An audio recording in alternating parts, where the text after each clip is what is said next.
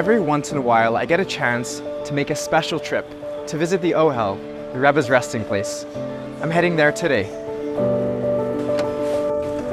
22620, Francis Lewis Boulevard, please. Sure.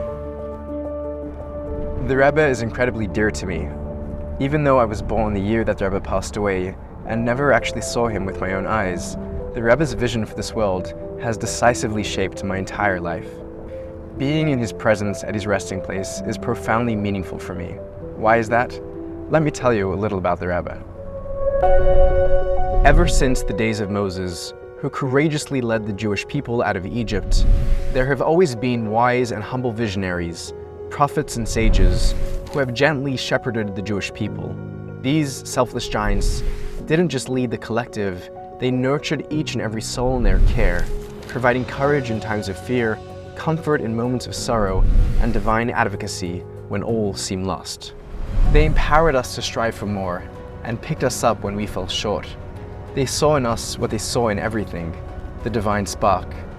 This soul-centeredness defined them and their connection with us, inspiring our own heightened living. The Rebbe, Rabbi Menachem Mendel Schneerson, was a modern-day Moses, a contemporary shepherd to an ancient people, leading them as they emerged from the ashes of destruction into a daunting new world. With unwavering dedication, the Rebbe extended his care unconditionally to every Jew from all corners of the world and all walks of life. Really, to anyone who sought his help, regardless of race or creed.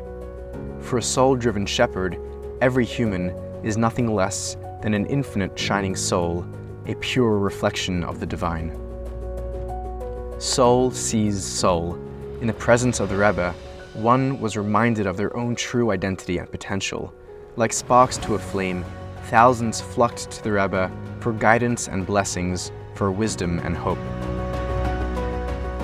And for those he never met, the Rebbe brought his care to them, sending thousands of emissaries around the world to be there for every Jew. Even if you did not know him, he was thinking of you. Saintly leaders who live by the light of their souls are not bound by the body. Their presence continues, unencumbered, even after their physical passing. Their shepherding does not stop.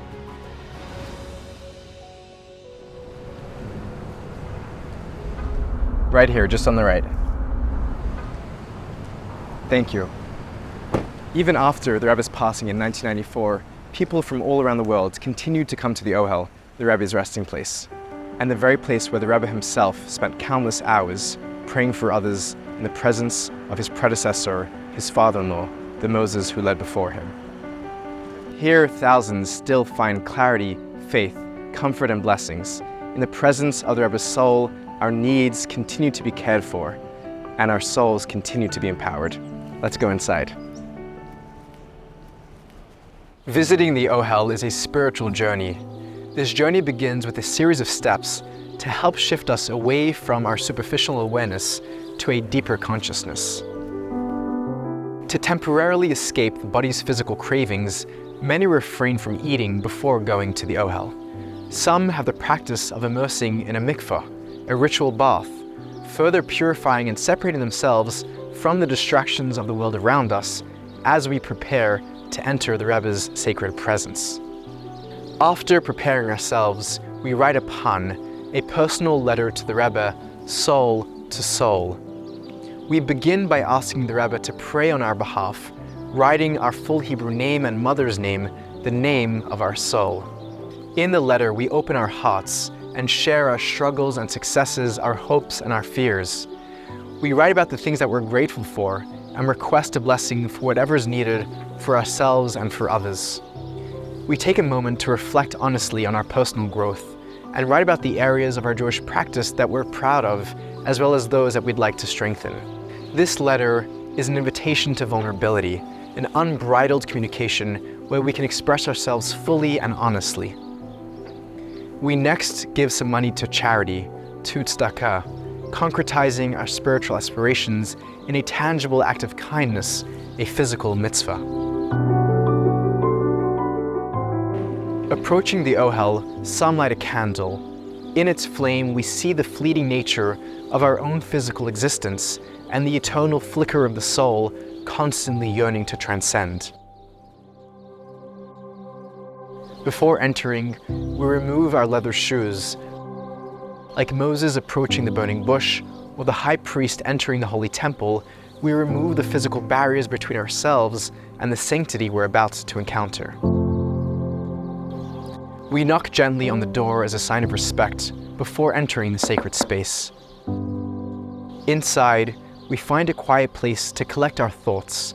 We take a moment to envision ourselves in the presence of the Rebbe for an intimate encounter between two souls. In that space we pray, whether with the words of the Psalms or in our own language. We pray for ourselves and our loved ones and for all those in need. We then silently read our letter. Once finished, we tear the letter into pieces and scatter it over the Rebbe's resting place, releasing our words into his care. When we're ready, we walk out backwards, slowly and respectfully.